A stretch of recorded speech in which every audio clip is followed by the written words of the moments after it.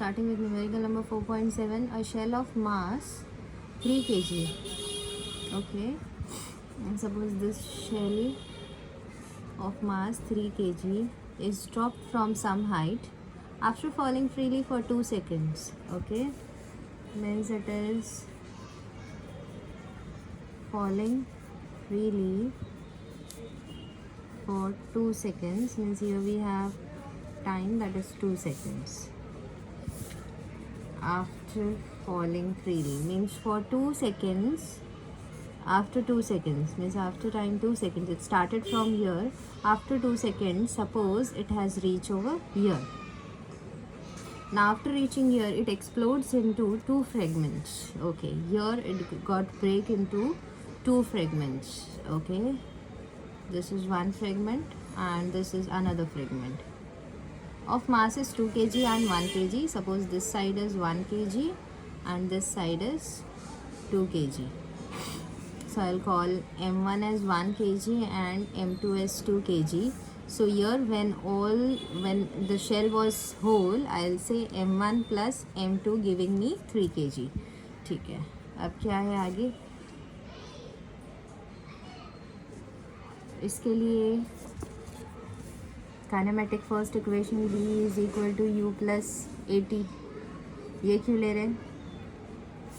Because they are asking us to calculate velocities and this equation has final velocity, initial velocity, acceleration, since it is falling towards the ground, acceleration, that is acceleration due to gravity, that you will be taking 10 and it will be positive 10 because the shell is falling towards the ground and the direction of gravitational force is also towards the ground.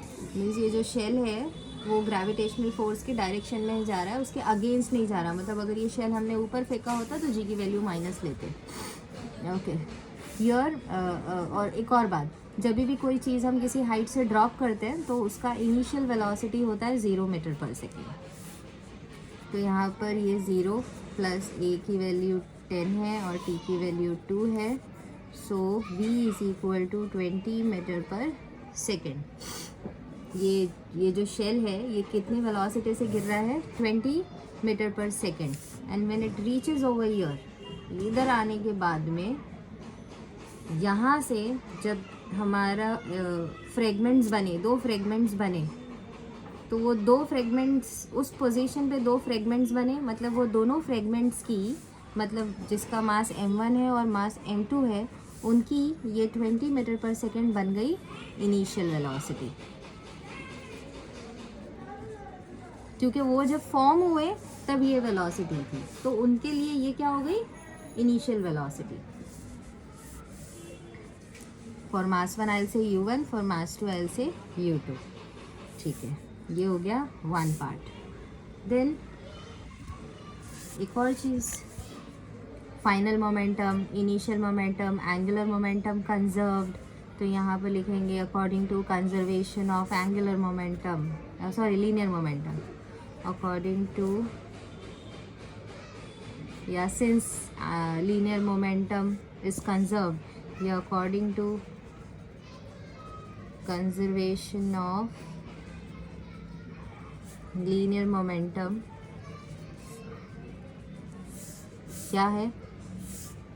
initial momentum is equal to final momentum. Okay, now what is momentum? Mass into velocity. यहाँ initial velocity, mass into final velocity. Since there are 2 masses, तो m1 u1 plus m2 u2. यहाँ पर भी final velocities भी वैसी, क्योंकि 2 masses है तो दोनों की फाइनल वेलोसिटी भी होगी. अब यहाँ से वो लोग कहाँ जा रहे हैं, वो उनकी फाइनल वेलोसिटी होगी m1 v1 plus m2 v2. Now यहाँ पर initially both the masses m1 m2, okay, यहाँ पर u1 और u2 दोनों इक्वल है, तो मैं ऐसे लिख दूँ m1 u1, m2 u2 की जगह पे भी u1. In this case finally initially ये शेल स्टार्ट हुआ था, ये शेल के साथ में क्या हुआ, अब मासेस की जब बात करेंगे तब इनिशियल मास ये है, फाइनल मास ये है। इनिशियल मास यहाँ पर देखेंगे जो भी होगा, फाइनल मास यहाँ बात करेंगे। तो मास के साथ में जो भी फाइनल है वो देखेंगे। फाइनल ये क्या हो गया, अब 2 फ्रेगमेंट्स में बढ़ गए। तो m1 की वैल्यू है 1 v1 as it is, m2 की वैल्यू है 2 v2। यहाँ पर हम लोग u1 कॉमन ले लेंगे तो क्या बचा, m1 प्लस m2। यहाँ पर हो गया 1 into v1 is v1, 2 v2। m1 plus m2 क्या है यहाँ पर, क्योंकि this side we are talking about initial shell का मास इनिशियली क्या था 3, तो यहाँ मिलेगा u1 into 3 which is equal to v1 plus 2 v2। अच्छा u1 की वैल्यू क्या है, दैट इज़ 20, तो 3 into 20 into 3 that will give us v1 plus 2 v2, 60 that is v1 plus 2 v2। ये हमारा इक्वेशन नंबर 1। ये समझा आपको, ठीक है। अब चलते हैं हम लोग next part of the question. We have completed with the first part of the question. Kinetic energy provided by the explosion. अच्छा, काइनेटिक एनर्जी प्रोवाइडेड, जब ये एक्सप्लोजन हुआ तो यहाँ पर कुछ फायर वायर हुई होगी, तो fire that is kinetic energy. तो यहाँ पर जो काइनेटिक एनर्जी प्रोवाइड हुई that is what, final kinetic energy minus initial kinetic energy. तो काइनेटिक एनर्जी प्रोवाइड कितनी हुई, 300 जूल। ओके, अब फाइनल काइनेटिक एनर्जी का पहले फॉर्मूला लिखती हूँ, हाफ mv², और यहाँ माइनस हाफ m इनिशियल में आएगा इनिशियल वेलोसिटी। अब यहाँ पर 2 मासेस है फाइनल में और इनिशियल में भी 2 मासेस है, तो इस हिसाब से इक्वेशन लिखेंगे, half m1 v1² plus half m2 v2²। Okay, minus, अब बात करते हैं इनिशियल की, put it in the bracket because यहाँ पर माइनस है। So half m1 u1² plus half m1 u2², then it will be half, common निकाल देती हूँ, हाफ नहीं निकाला तो भी चलेगा, यहाँ पर हमारे पास 300 है। m1 कितना है, फाइनल एक्सप्लोजन हुआ तो m1 है 1, पुट करते हैं 1, v1 का स्क्वायर, वी डोंट हैव तो इसको ऐसे लिख देती हूँ v1 का स्क्वायर, हाफ m2 एक्सप्लोजन हुआ तो कितना था, m2 इज़ 2, तो यहाँ लिख दिया 2, सॉरी v2, तो ये आ गया v2 का square minus half m1 u1² में सिर्फ ब्रैकेट ओपन कर रही हूँ, minus plus minus half m1। अब u1 u2 इक्वल है, तो यहाँ पर मैं लिख देती हूँ u1²। अभी ये I use this page, so here it is 300 which is equal to v1² upon 2 plus 2v2² upon 2, ये रहा यहाँ पर 2v2² upon 2 माइनस, यहाँ पर देखो हाफ u1² हाफ u1² है ना, तो यहाँ पर माइनस हाफ u1² कॉमन निकाल दिया, यहाँ से देखो आप हाफ और u1² कॉमन निकल गया तो क्या बचा, m1, माइनस भी कॉमन निकल गया, यहाँ से माइनस भी कॉमन निकल गया, तो यहाँ हम क्या लिखेंगे, प्लस हाफ u1² चला गया तो बचा क्या, नहीं ये m2 होना चाहिए ना,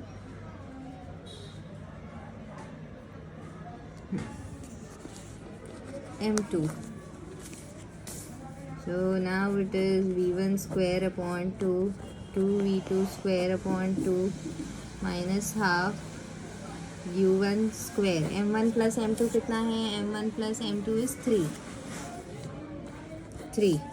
अब ये पूरे इक्वेशन में 2 है, तो मैं 2 को कॉमन लिख देती हूँ ऐसे, v1 square plus 2v2 square minus u1 square into 3/2।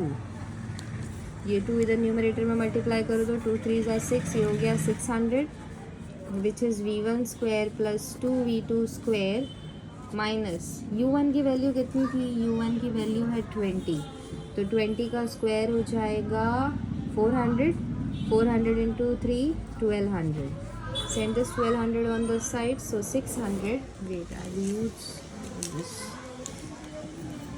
दिख रहा नहीं है, 600 plus 1200 that is equal to v1 square plus 2v2 square, so this is 1800 v1 square plus 2v2 square। अब यहाँ पर इक्वेशन नंबर 1 है, from this equation I can get the value of v1, I can get the value of c 2v2, यहाँ पर हमारे पास 2v2 है, यहाँ पर 2v2 स्क्वायर है।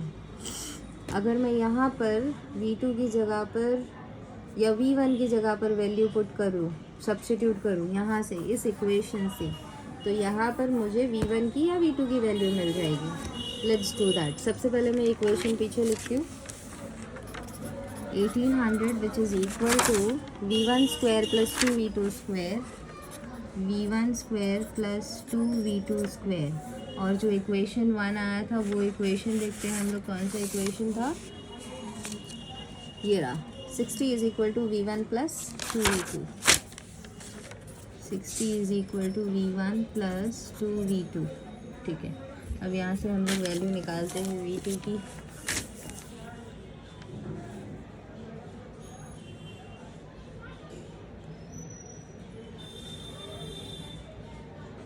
क्या कर रही हूँ मैं, हाँ 60 minus 2v2 which is equal to v1, ये प्लस 2v2 मैंने यहाँ ले लिया, तो मुझे मिल गया है v1 की value which I will substitute in this equation. Okay, so 1800 v1 का square that is 60 minus 2v2 का स्क्वायर प्लस 2v2 का square. Now this is a, this is b, a minus b the whole square. How you will open it, a का square minus 2ab plus b का square बराबर, and 2v2 square as it is. a क्या है हमारा 60, a क्या है 60, b क्या है 2v2 और b है 2v2, तो 2v2 का square. Now 6 6 36, 3600, 2 2 4, 4 2 6 12, 12 2 24, 240 v2, 2 2 4, 4 v2 square और यहाँ पर 2 v2 स्क्वायर। ये सारे टर्म्स यहाँ लेकर आ जाओ, 1800, देखते हैं आगे क्या हो रहा है, minus 240 v2 plus 4 plus 2 is 6 v2 square. सारे इक्वेशंस, ये तो क्वाड्रेटिक इक्वेशन बन गया है। यहाँ अपन 0 रखते हैं, 3600 minus 1800 is equal to 240 v2 plus 6 v2 the whole square. यहाँ मिलेगा 1800 minus 240 v2 plus 6v2 square which is equal to 0. Now this is nothing but a quadratic equation. We will have to solve quadratic equation to get the answer.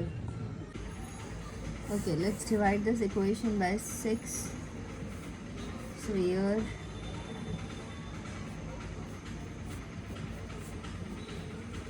so it will be, I'll write it from here, v2 square, 6 6 cancel, minus 6 1 is 6, 6 4 is 24, 6 0 is 0, so it is 40 v2, 6 1 is 6, 6 3 is 18, 6 0 is 0, so again here the sign is plus 300, 0, now here v2 square, now 300, so 30 into 10, right?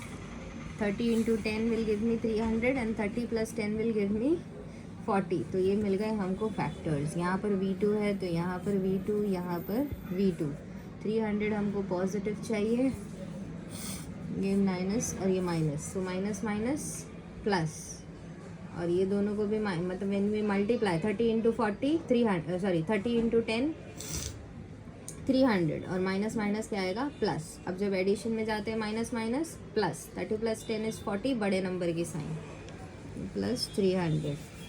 इन दोनों और इन दोनों को ले लो pair, so it will be v2 common, v2 minus 30 है ना. यहाँ से v2 कॉमन ले लो तो एक v2 बचा, माइनस v2 बाहर ले लिया 30, देन माइनस यहाँ से हम लोग 10 कॉमन ले लेते हैं तो यहाँ v2 बचा, माइनस बाहर है तो ये प्लस के लिए हम माइनस लिखेंगे, एंड यहाँ 10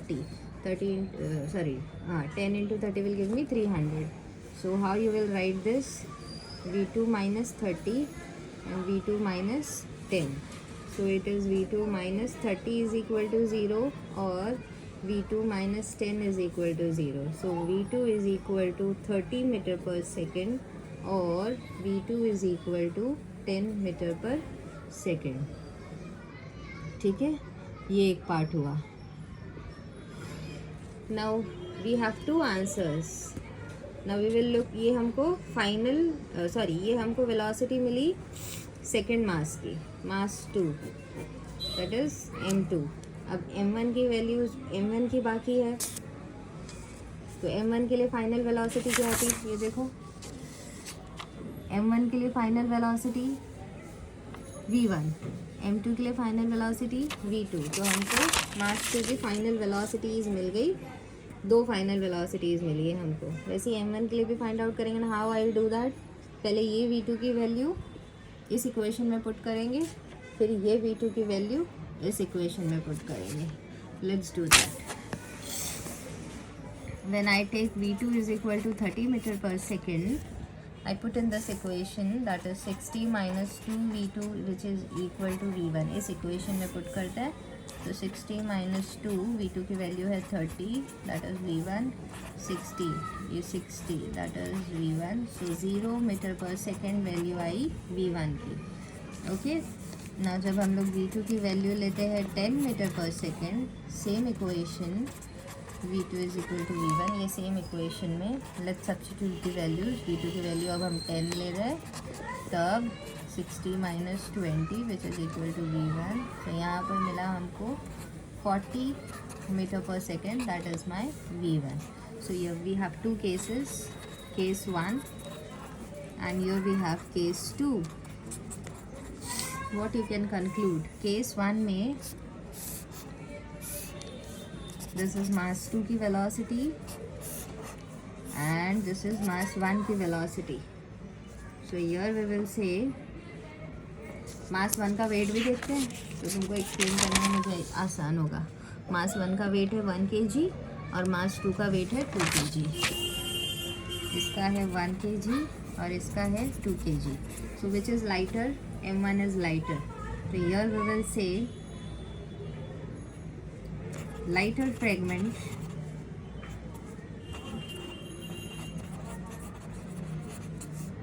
is above. कैसे, m1 ये है ना लाइटर, ये 2 kg है, ये 1 kg है, इसका फाइनल वेलोसिटी क्या है 0. मतलब जब यहाँ पर ये लोग ब्रेक हुए, ये यहीं पर रह गया, ये नीचे नहीं आया, ये वहीं पर है. और जो दूसरा वाला बड़ा वाला फ्रेगमेंट था वो उसकी फाइनल वेलोसिटी क्या है 30 मीटर पर सेकेंड. मतलब जब एक्सप्लोजन हुआ तो लाइटर फ्रेगमेंट बेचारा हल्का सा वहीं रुक गया, हवा में बहुत लाइट वेट था वो, इसलिए उसकी वेलोसिटी फाइनल वेलोसिटी 0. और बाकी जो सेकेंड वाला फ्रेगमेंट था जिसका मास है 2 kg, वो 30 मीटर पर सेकेंड की स्पीड से मूव होने लगा. सो लाइटर फ्रेगमेंट ऑफकोर्स ये 30 मीटर पर सेकेंड की स्पीड से मूव हो रहा है तो नीचे गिर रहा होगा या कहीं भी जा रहा होगा. Most probably we imagine it is coming downward. So this is lighter fragment is still above. अब ये वाला fragment, heavier fragment where it is going, we are not going to discuss about that, but जिसका velocity 0 है of course वो वहीं पर रुका हुआ है. जैसे ही एक्सप्लोजन हुआ तो तो lighter fragment is at its position जहाँ पर एक्सप्लोजन हुआ, and another fragment which is heavier in weight that started moving. Case 2, again same way I'll explain. Now this is for mass 2 and this is for mass 1. So here lighter one is moving with 40 meter per second.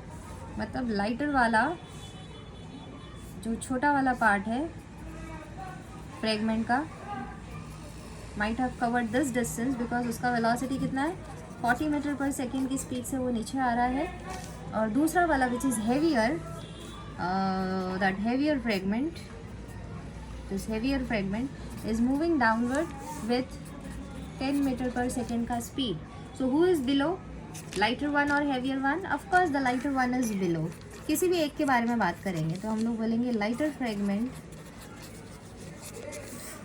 is below, and in this case both are moving downward.